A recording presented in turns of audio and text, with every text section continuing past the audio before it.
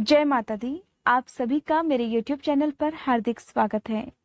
सावन का महीना भगवान शिव का महीना माना जाता है और इस पूरे ही महीने में भगवान शिव की विशेष पूजा और उपासना की जाती है।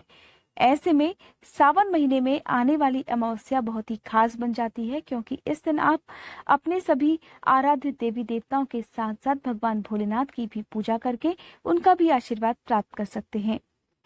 सावन महीने में जो अमावस्या आती है उसे हरियाली अमावस्या के नाम से भी जाना जाता है।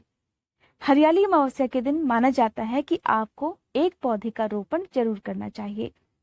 आज की इस वीडियो में मैं आपको बताने वाली हूँ कि हरियाली अमावस्या के दिन पूजा किस तरह से करनी चाहिए, कौन से ऐसे काम हैं जो आपको इस बार की अमावस्या के दिन करने हैं, और इसके साथ ही मैं आपको बताऊंगी कुछ ऐसे खास और बड़े आसान से उपाय जिन्हें अगर आप अमावस्या के दिन कर लेते हैं तो आपके जीवन की बहुत सारी ऐसी परेशानियां हैं जो पल भर में ही दूर हो सकती हैं। पहले बात कर लेते हैं अमावस्या की तिथि और शुभ मुहूर्त के बारे में। तो इस बार 8 अगस्त रविवार के दिन हरियाली अमावस्या है। अमावस्या की जो तिथि प्रारंभ हो रही है वो हो रही है 7 अगस्त शनिवार की शाम 7:11 से, और ये तिथि समाप्त हो जाएगी 8 अगस्त रविवार की शाम 7:19 पर। अमावस्या के दिन पितरों की शांति के लिए, उनकी मुक्ति के लिए पूजा की जाती है, उनके नाम से तर्पण किया जाता है और दान किया जाता है। इसके साथ ही अमावस्या के दिन पवित्र नदियों में स्नान करने के बाद दान किया जाता है। सनातन धर्म में कहा गया है कि अमावस्या के दिन किए गए दान की बराबरी कभी नहीं हो सकती, इसलिए आज के दिन आप अगर छोटा सा भी दान करते हैं तो उसका भी पुण्य आपको जरूर मिलता है। पहले मैं बता देती हूँ कि इस बार की अमावस्या के दिन आप कौन कौन से ऐसे पौधे हैं जो लगा सकते हैं। इन पौधों को लगाने से घर में सुख समृद्धि आती है। आज के दिन आप कोई भी फलदार पेड़ लगा सकते हैं। इसके अलावा छाया देने वाले पेड़ जैसे कि बरगद का या पीपल का पेड़ भी आप लगा सकते हैं।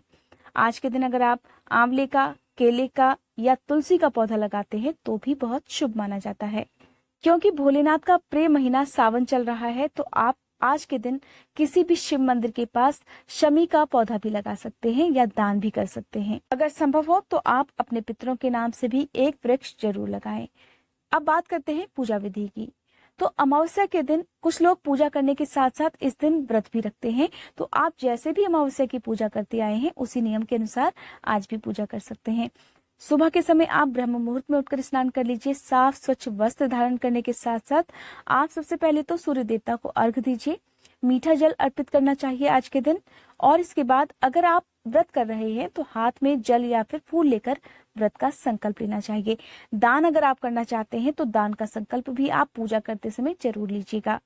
अब आपको पूजा की तैयारी करनी है।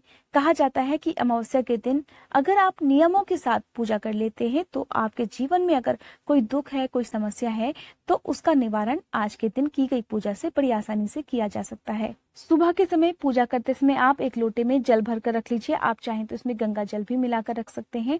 सबसे पहले आप अपने सभी आराध्य देवी देवताओं का ध्यान करें, उनकी पूजा करें। धूप दीपक जलाकर आप आज के दिन चाहे तो भगवान शिव के महात्म्य की कथा सुन सकते हैं, भगवान शिव की कथाएं सुन सकते हैं। क्योंकि सावन का महीना चल रहा है तो ऐसे में आपको शिव पुराण की कथाएं सुननी चाहिए, भगवान शिव के मंत्रों का जाप करना चाहिए। और इसके बाद आपको अपने घर के मुख्य द्वार पर सुबह और शाम दोनों ही समय एक एक दिया जरूर जलाना चाहिए।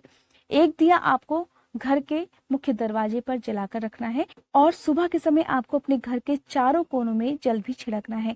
इसके साथ ही घर के मुख्य दरवाजे पर आप आम के या फिर अशोक के 11 पत्तों का तोरण भी जरूर बांधिएगा। कहते हैं कि ऐसा करने से घर की नकारात्मक ऊर्जा दूर हो जाती है। अमावस्या के दिन आप तुलसी जी की पूजा के साथ साथ पीपल के वृक्ष की और केले के वृक्ष की पूजा करें। संभव हो तो बेल के वृक्ष की भी पूजा आज के दिन करनी चाहिए। क्योंकि इस बार की जो अमावस्या है वो रविवारी अमावस्या है, तो रवि पुष्य योग होने के कारण ये अमावस्या बहुत ही शुभ मानी जाती है। रविवार होने की वजह से अगर आप आज के दिन तुलसी जी के पौधे में जल नहीं देना चाहते तो कोई बात नहीं है, आप तुलसी जी के गमले में घी का या फिर तिल के तेल का दिया जलाकर रख सकते हैं।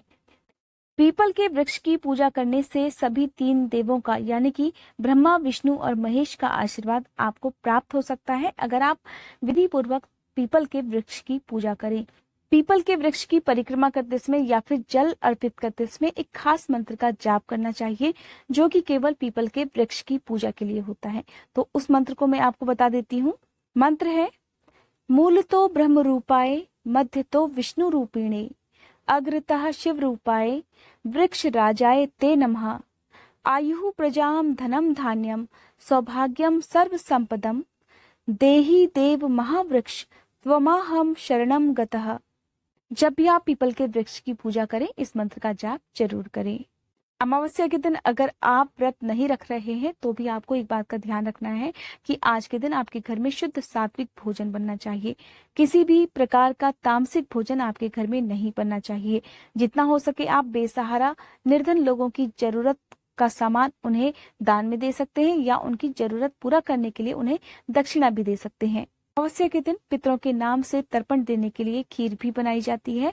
और इसके अलावा आप आज के दिन किसी गाय को या फिर किसी बैल को हरा चारा जरूर खिलाएं।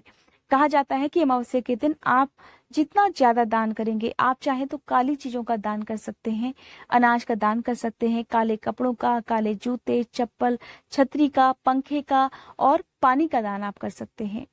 तो ये थी आज की जानकारी। अगर आप जानना चाहते हैं संपूर्ण पूजा विधि और अमावस्या के दिन सुनी जाने वाली कथा के बारे में तो मेरे चैनल को जरूर सब्सक्राइब कर लीजिएगा।